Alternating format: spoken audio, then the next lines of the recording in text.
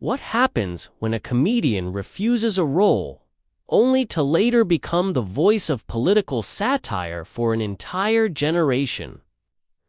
Alec Baldwin's portrayal of Donald Trump on Saturday Night Live went from an unwilling task to a defining moment in the history of political comedy. But how did this all happen, and why did it hit such a nerve with Trump? When SNL first approached Baldwin to impersonate Donald Trump, his reaction was a flat-out no.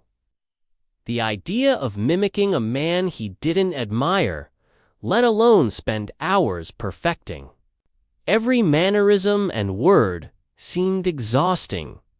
Baldwin believed that successful impressions stemmed from admiration. Trump, in his eyes, was not deserving of that kind of effort. The thought of capturing Trump's voice, his rambling, his awkward pauses, and the strange cadence of his speech was frankly a headache. But then came the push. Iconic figures in comedy like Tina Fey and Lorne Michaels saw something in Baldwin that he didn't. They persisted, nudging him to reconsider, to see the comedic potential in what appeared to be an impossible task. Reluctantly, Baldwin agreed to take on the role, and when the cameras rolled, something clicked. His take on Trump wasn't just an impression. It was an exaggerated parody of the man himself, right down to his lips, his hand gestures, and the unmistakable way he strung together words. What Baldwin originally thought would be a chore quickly turned into comedic gold. It wasn't just about looking like Trump, though Baldwin had to go deeper. The transformation began in the makeup chair, where Baldwin was turned into a human version of Trump's infamous Cheeto look. Layers of orange makeup, the ridiculous wig, and the perfect fake tan all contributed to creating the right visual.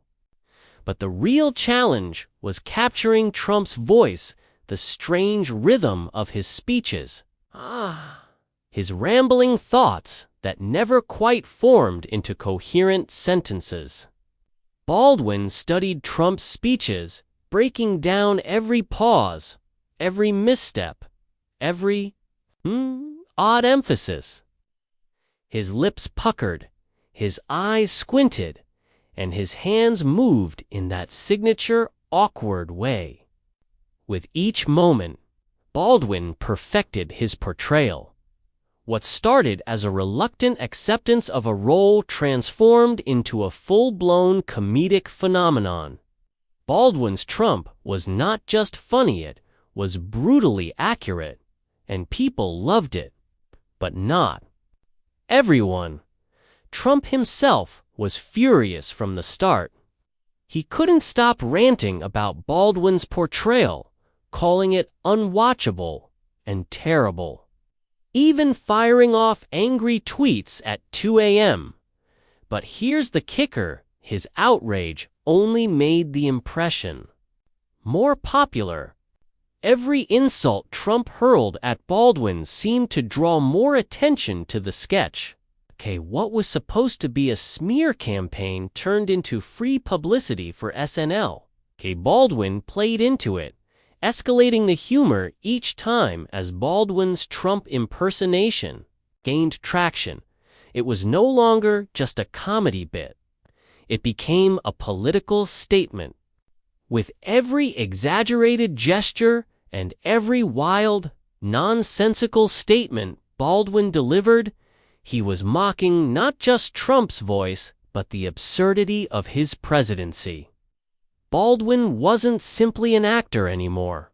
He had become part of the political conversation, offering commentary through satire. Interviews that once focused on Baldwin's career in Hollywood shifted to questions about his views on Trump's policies, his rhetoric, and his scandals. Baldwin's Trump wasn't just a joke anymore, had become a mirror held up to the political world. Each week, Baldwin's portrayal of Trump grew more exaggerated. His mannerisms, his voice, and even his ridiculous speeches became even more absurd, amplifying the very qualities that made Trump's presidency so chaotic. And as Baldwin leaned harder into the role, the more the audience appreciated it. Trump's supporters may have hated it, calling it biased or disrespectful, but Baldwin didn't care. The laughs kept coming, and the cultural impact grew. Then something strange happened. The line between Baldwin's impression and the real Trump began to blur.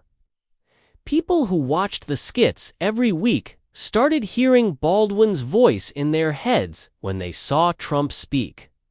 The exaggerated hand gestures, the unfiltered rambling, the weird pout, suddenly they were inseparable from Trump's actual persona. Baldwin's parody was so dead-on that reality itself started to feel like a satire.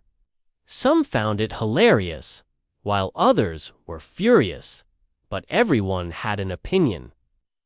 Baldwin had created an indelible image of Trump, one that would define how many people viewed him during his time in office.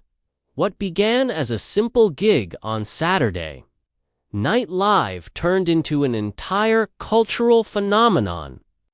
Alec Baldwin's Trump impersonation wasn't just about comedy anymore. It was about politics. Baldwin wasn't just poking fun at Trump's mannerisms.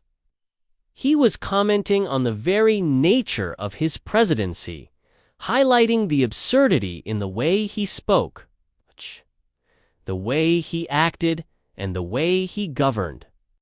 At first, it seemed like a temporary role, a fun diversion from Baldwin's usual acting career.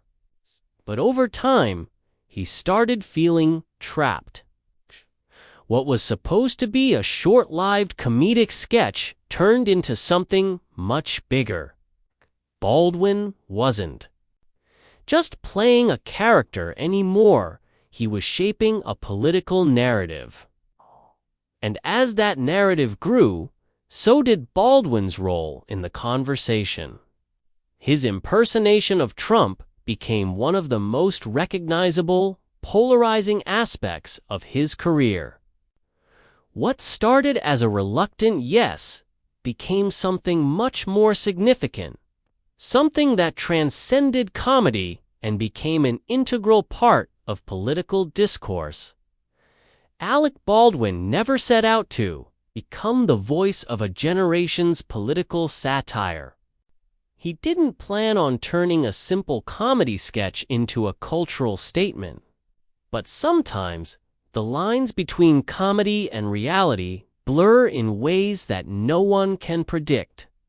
Baldwin's Trump wasn't just an impression, it was a reflection of the bizarre and often absurd nature of Trump's presidency. And it had a lasting impact on how the public viewed the man, who would become one of the most controversial figures in modern political history.